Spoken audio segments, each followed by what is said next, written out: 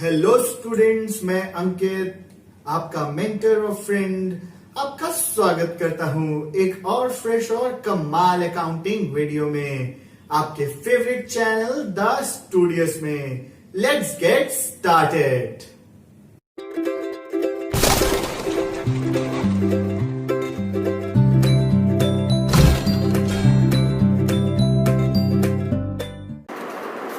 Hello students, welcome to your favorite channel, The Studios. और class 11th, I hope you are ready for the new video. In the previous two videos हम लोगों ने journal entries का portion cover किया था। अभी भी आप लोगों में से किसी ने अगर जर्नल एंट्रीज का पोर्शन नहीं देखा हो तो आई बटन पे मैंने लिंक दिया हुआ है, आप जाकर वहाँ से जर्नल एंट्रीज सीख सकते हैं। जर्नल एंट्रीज हम लोगों ने दो पार्ट में की थी, एक में हम लोगों ने सिंपल जर्नल एंट्रीज करी और एक में कुछ टिपिकल केसेस डिस्कस किए थे। इसके बाद आज हम लोग करेंगे डिस्कस अपना लेजर का topic. You know that ledger is after the journal entries. अब लेजर में हम आपको बताएंगे बेसिक चीजें कि how to post your journal entry into a ledger account. Ledger account होता क्या है बेसिकली, अगर हम समझें तो ledger account is a summarization of journal. Ledger क्या है? आपके जर्नल का समराइजेशन। अब हम बात करते हैं कि लेजर अकाउंट क्यों यूजफुल है। यूजफुल क्यों होता है लेजर अकाउंट? क्योंकि लेजर अकाउंट जो होता है बेटा, वो जर्नल एंट्रीज को प्रॉपरली क्या करता है, एक जगह समराइज करने के लिए यूज में आता है। सिंपल समझिए कि अगर आप कभी जर्नल एंट्रीज करते हैं तो हो सकता है एक दिन में 100, 200, 300 ट्रांजैक्शंस हो रहे हों। बिजनेस है, इतना तो हो ही सकता है, हो सकता है इससे भी ज्यादा ट्रांजैक्शंस हो रहे हो। तो जर्नल एंट्री कर ली तो क्या हर को आप बार बार पलट पलट कर देखोगे? क्या फीजिबल है? मान लीजिए कोई एक बंदा है जिससे बहुत सारे ट्रांजैक्शंस हो रहे हैं, अगर उससे ट्रांजैक्शंस बहुत सारे हो रहे हैं तो क्या हम एक जगह अगर उसकी समरी नहीं बनाएंगे तो उसके ट्रांजैक्शंस को ट्रैक कर पाना, उसके ट्रांजैक्शंस को देख पाना मुमकिन होगा? बिल्कुल नहीं मुमकिन होगा। कुछ ना कुछ प्रॉब्लम आएगी, उसको देखने में, ट्रैक करने में कुछ दिक्कतें होंगी। इसीलिए बनता है लेजर, क्योंकि लेजर क्या करता है, आपकी चीजों को एक जगह इकट्ठा कर देता है, कंपाइल कर देता है। जैसे मान लीजिए लेजर में क्या बनेगा, उसको समझा देते हैं आपको। लेजर में जैसे कि कैपिटल अकाउंट है तो कैपिटल अकाउंट का अलग बनेगा, कैश अकाउंट है तो पूरा कैश अकाउंट का बनेगा, मतलब उसमें जितने भी कैश के ट्रांजैक्शंस होंगे उसका अलग बनेगा। ये बेसिकली मंथली बनाया जा सकता है, आपका ईयरली बनाया जा सकता है, क्वार्टरली बनाया जा सकता है। It depends upon the cases and the requirement of the firm. इसी का एक अलग पूरा चैप्टर आप पढ़ते हैं सब्सिडरी बुक्स। सब्सिडरी बुक्स में basically purchase book, purchase return book, sales return book, ये किसी नेक्स्ट टॉपिक पे डिस्कस करेंगे किसी और दिन। आज हम लोग बात कर रहे हैं लेजर की। चलिए स्टार्ट करते हैं आज का टॉपिक। जो लोग नए आए हैं चैनल में, चैनल को सब्सक्राइब कीजिए। साथ ही साथ जो लोग पुराने हैं, चैनल को सब्सक्राइब तो आप कर चुके हैं, उसके लिए थैंक्स, लेकिन चैनल को शेयर भी जरूर करिए, बिकॉज अच्छी पढ़ाई पर सबका हक है। साथ ही साथ जोर लगा के दबा दीजिए लाइक बटन और बेल नोटिफिकेशन को दबाना ना भूलें, क्योंकि उससे आपको हर वीडियो की लेटेस्ट इंफॉर्मेशन मिलती रहेगी। साथ ही साथ जो बच्चे क्लास 12th के लिए आपको बताते हैं कि कुछ उन्हें प्रॉब्लम्स हैं, तो उनके लिए हम लोगों का एक वीडियो क्लास 12th का भी हर डेली आ रहा है, तो उसके लिए भी आप उन्हें बता सकते हैं कि चैनल को वो ज्वाइन करें। आ जाते हैं आज के टॉपिक पे, लेजर। चलिए फिर से, लेजर होता क्या है? लेजर देखिए 8 कॉलम्स होते हैं। कॉलम डेबिट का होता है और 4 ही कॉलम होता है क्रेडिट का। आपको मालूम है आपकी जर्नल एंट्रीज में 2 एस्पेक्ट्स होते हैं, एक डेबिट का एस्पेक्ट और एक क्रेडिट का एस्पेक्ट। तो जब भी कभी कोई भी अकाउंट बनता है तो उसमें क्या होगा, या तो डेबिट हो रहा होगा या क्रेडिट हो रहा होगा। तो जिस अकाउंट को आपको बनाना है उस हिसाब से लेजर को प्रिपेयर करना होता है। लेजर का ये बेसिक फॉर्मेट है, चाहे आप किसी भी अकाउंट को बनाएं, यही 8 कॉलम बनते हैं। तो आपको आज बताते हैं कि लेजर कैसे बेसिकली प्रिपेयर होता है। मान लीजिए कि हम लोग एक छोटी सी कोई एंट्री ले लेते हैं जिसमें बहुत सारे ट्रांजैक्शन हम कैश के करते हैं, तो उससे कैश अकाउंट एक प्रिपेयर करके आपको दिखाते हैं। देखिए कैश अकाउंट का एक अलग से चैप्टर बनता है पूरा आपका, कैश बुक, एंड इसमें आपका double column cash book, triple column cash book discount के साथ, तो वो सारे आपको बाद में बताएंगे। उसका पूरा एक चैप्टर अलग हम लोग डिस्कस करेंगे कैश बुक। यहाँ पर हम लोग कैश अकाउंट बनाना सिखाते हैं आपको। सिंपल देखिए कैश अकाउंट क्या होगा, यहाँ पर अकाउंट हम इस तरह से भी लिख सकते हैं या स्लैश करके अकाउंट लिख सकते हैं कैश अकाउंट के लिए। Suppose started business with cash, 5,000 rupees. मान लीजिए 5,000 रुपीज़ में ही कोई छोटा मोटा बिजनेस स्टार्ट हो गया। Started business with cash. Started business with cash का मतलब क्या है, इसकी एंट्री क्या होगी, जनरल एंट्री याद करिए, बिल्कुल करेक्ट। इसकी जनरल एंट्री होगी आपकी cash account debit to capital account. यानी क्या हो रहा है, देखो कैश क्या हो रहा है, देखो यहाँ समझो कि कैसे एंट्री होती है।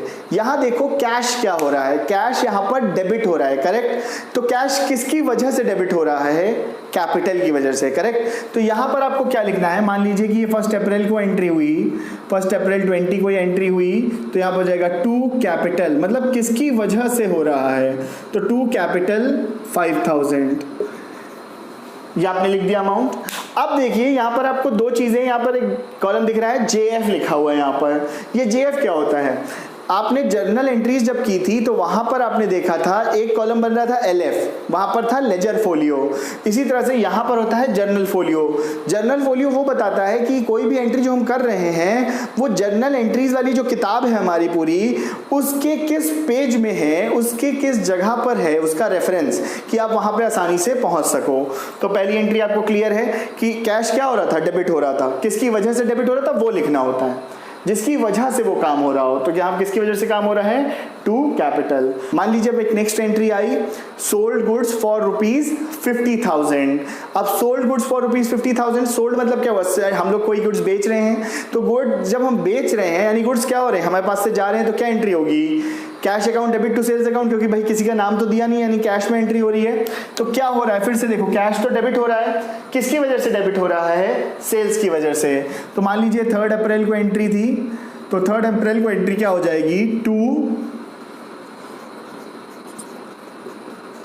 Sales account. अब सेल्स अकाउंट में कितना हो जाएगा आपका 50,000। आई होप इतना क्लियर है, यहाँ तक समझ में आया। इसी तरह से मान लीजिए अब आ रहा है purchase goods for ₹20,000। Purchase goods का मतलब क्या है, गुड्स हमने खरीदे। अब यहाँ पर देखिए क्या एंट्री होगी, परचेजेस टू कैश। अब यहाँ से क्या हो रहा है, कैश जा रहा है, देखो यानी कैश क्या हो रहा है, क्रेडिट। किसकी वजह से क्रेडिट हो रहा है, परचेजेस की वजह से। तो मान लीजिए 5 अप्रैल को यहां पर बाय परचेजेस, किस अकाउंट की वजह से, बाय परचेजेस अकाउंट 20,000। अब देखो बाय परचेजेस का मतलब क्या हो गया, परचेजेस की वजह से 20,000 चले गए, यानी एंट्री क्या थी, परचेजेस टू कैश। यानी कैश क्या हो रहा था, देखो टू कैश मतलब कैश क्रेडिट हो रहा था, क्रेडिट मतलब कि किसकी वजह से क्रेडिट हो रहा था, बाय परचेजेस। इसी तरह से आप मान लीजिए नेक्स्ट एंट्री हो गई, पेड फॉर ऑफिस सैलरी 5,000। तो यहाँ पर क्या हो जाएगी एंट्री, एंट्री क्या होगी पहले समझ लीजिए, एंट्री होगी इसकी salaries account debit to cash account. तो मान लीजिए 7 तारीख को एक एंट्री हो गई बाय सैलरीज अकाउंट। क्यों, क्योंकि सैलरी की वजह से ही तो कैश क्रेडिट हो रहा है, सैलरीज टू कैश, यानी कि यहाँ पे हो जाएगा बाय सैलरीज अकाउंट, कितना 5,000।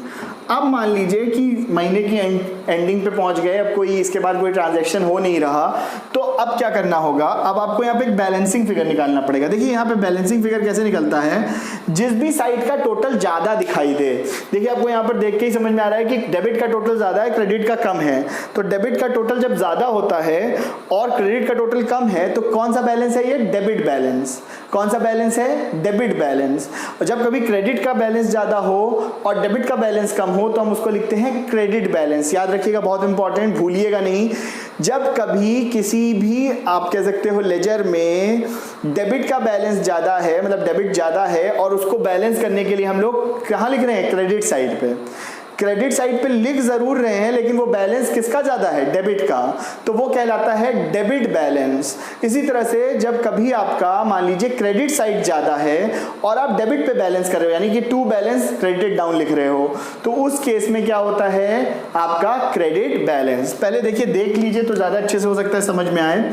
55,000 इसका टोटल हो गया, टोटल में तो कोई दिक्कत नहीं है। अब देखिए यहाँ पे भी टोटल क्या होगा, total always remains the same, total हमेशा सेम रहेगा 55,000।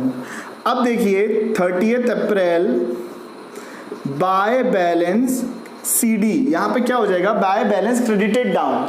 क्रेडिट डाउन मतलब जो हम नेक्स्ट मंथ के लिए लेकर चल रहे हैं, तो बाय बैलेंस CD। अब बाय बैलेंस CD देखिए क्या होगा यहाँ पर कि जो पैसा हम लेके चल रहे हैं। अब देखिए इसका बहुत अच्छा तरीका दिखाता हूँ, इसको बोलते हैं बैलेंस गिराते कैसे हैं या बैलेंस कैसे रखते हैं विदाउट टोटल वेटल किए हुए। उसके लिए बस आपको बेस्ट एक चीज़ करनी है, हर को एक प्रॉपर कॉलम में लिखना है। देखिए जैसे वंस की प्लेस में वंस की प्लेस होनी चाहिए, टेंस की प्लेस में टेंस की, हंड्रेड्स की प्लेस में हंड्रेड्स, थाउजेंड की प्लेस में थाउजेंड्स।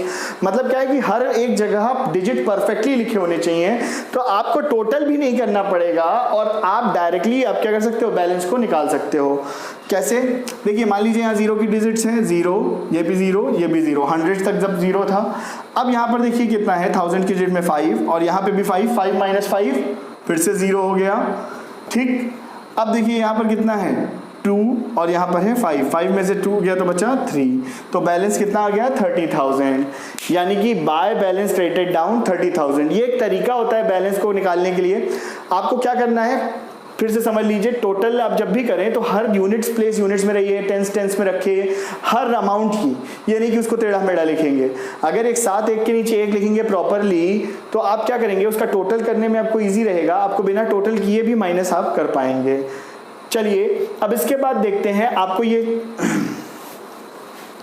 आई होप आपको कैश अकाउंट बनाना समझ में आया। कैश अकाउंट में देखिए क्या हो गया, बाय बैलेंस क्रेडिटेड डाउन। अब ये बैलेंस हम नेक्स्ट मंथ की स्टार्टिंग में लेकर जाएंगे, तो नेक्स्ट मंथ की जब स्टार्टिंग में लेकर जाएंगे तो ये हमारा क्या है, डेबिट बैलेंस। फिर से समझ लीजिए हमारा क्या है, डेबिट बैलेंस। क्यों? क्योंकि डेबिट ज्यादा था और क्रेडिट में बैलेंस हो रहा है, इसीलिए डेबिट बैलेंस। इसी का अपोजिट होता है क्रेडिट बैलेंस, जब क्रेडिट ज्यादा हो और डेबिट में कम हो। चलिए क्रेडिट बैलेंस का भी आपको एग्जाम्पल दे देते हैं। ये स्टार्ट करते हैं हम लोग कैपिटल अकाउंट, लेकिन उससे पहले आप लोग कमेंट करके बताइए आपको वीडियो कैसे लगते हैं। कमेंट्स आपका बहुत अच्छा लगता है क्योंकि कमेंट से पता चलता है कि आपको वीडियोस कितनी पसंद आ रही हैं, तो कमेंट ज़रूर करें। कोई भी डिफ़िकल्टी होती है, कोई भी प्रॉब्लम होती है तो भी कमेंट करके पूछें और सॉल्व आपकी डाउट्स एंड क्वेरीज को किया जाएगा। आ जाते हैं कैपिटल अकाउंट में। देखिए कैपिटल अकाउंट में क्या होता है, देखिए मैंने वो पोर्शन रब कर दिया, मैं कैपिटल अकाउंट लिख दिया हूँ यहाँ पर। तो कैपिटल अकाउंट में होता क्या है, अब वही पहली एंट्री मान लीजिए, स्टार्टेड बिजनेस विद कैश 50,000। मान लीजिए 50,000 से हमने बिजनेस को स्टार्ट किया, तो एंट्री क्या होगी, cash account debit to capital account. यहाँ तक क्लियर है। अब देखो कैपिटल डेबिट है या क्रेडिट, यहाँ पर आपको दिख रहा है कैपिटल क्या है, क्रेडिट है, बिल्कुल करेक्ट। तो यानी कि क्रेडिट साइड पे एंट्री होगी। मान लीजिए 1 अप्रैल को ये एंट्री क्या हो गई, बाय कैश। क्यों? क्योंकि कैश की वजह से ही आ रहा है। बाय कैश अकाउंट कितना, 50,000। अब ये जो 50,000 रुपीज हो गया, अब मान लीजिए आपका कैपिटल में कोई चेंज नहीं हो रहा, यानी कि अब जो मैं आपको कह रहा था कि क्या हो रहा है, capital would remain the same. Capital तो सेम ही है, यानी किसका अमाउंट ज्यादा है, क्रेडिट का।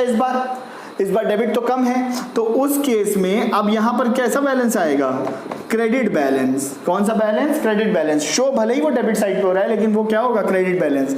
मान लीजिए 30 अप्रैल को यहां पर हम लिख देते हैं, अब मान लीजिए 30 अप्रैल को हम यहां लिख देते हैं टू बैलेंस CD। मैंने बताया था जब भी कभी नेक्स्ट मंथ जाते हैं तो होता है CD, और जब नेक्स्ट मंथ की स्टार्टिंग में लेकर आते हैं कोई पैसा और पहले से दिया होता है तो उसको लिखते हैं टू बैलेंस BD या बाय बैलेंस BD। BD मतलब ब्रॉट डाउन, पैसा हम लेकर आए हैं या लेकर जा रहे हैं तो उसके लिए CD याद रखिएगा। ब्रॉट डाउन के केस में जब हम नेक्स्ट मंथ की स्टार्टिंग करेंगे तब, और लेकर जा रहे हैं जब नेक्स्ट मंथ में तो उसको बोलते हैं क्रेडिटेड डाउन यानी कि CD। अब यहाँ पर देखिए कोई अमाउंट माइनस तो करना नहीं है, यानी ये टोटल हो गया 50,000, ये भी 50, ये भी 50, यानी कि कैपिटल का अमाउंट जो आपका क्रेडिटेड डाउन हो रहा है, जो आगे के मंथ्स में जाएगा वो आपका क्या हो जाएगा, 50,000। आई होप आपको आज का वीडियो यहाँ तक समझ में आया, अच्छा लगा।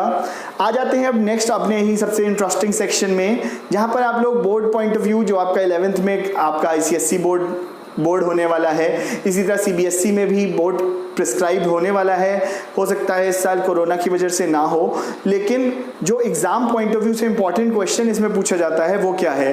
देखिए इस लेजर अकाउंट को बनाने में सबसे ज़्यादा फायदा क्या है कि हो सकता है इससे कोई इंडिविजुअल बड़ा क्वेश्चन आपको जर्नल ट्रायल बैलेंस और आपका लेजर बनाने के लिए मिल जाए, वो तो ठीक है, मिल गया तो अच्छी बात है, लेकिन आपको लेजर इसलिए भी बनाना आना चाहिए, लेकिन आपको लेजर इसलिए भी बनाना आना चाहिए क्योंकि cash account, cash book, purchase book, जितनी भी सब्सिडरी बुक्स हैं, कैश बुक है, वो सब लेजर से ही बनता है। और लेजर इसलिए बहुत इंपॉर्टेंट है आपके लिए। You should remember how to prepare, क्योंकि मैंने आपको पहले बताया था there should be no compromise with your fundamentals. I hope video आपको अच्छी लगी। वीडियो अच्छी लगी तो कमेंट करके बताइए, जोर से प्रेस कर दीजिए लाइक बटन। नए सब्सक्राइबर चैनल को सब्सक्राइब करिए, जिन्होंने सब्सक्राइब कर लिया है वो शेयर करिए, बेल दबाना मत भूलिए क्योंकि उससे आपको लेटेस्ट सारे नोटिफिकेशन मिलेंगे। एंड आस्क योर डाउट्स, क्योंकि मैं हमेशा कहता हूं queries never settle when you study. जय हिंद, वंदे मातरम, थैंक यू।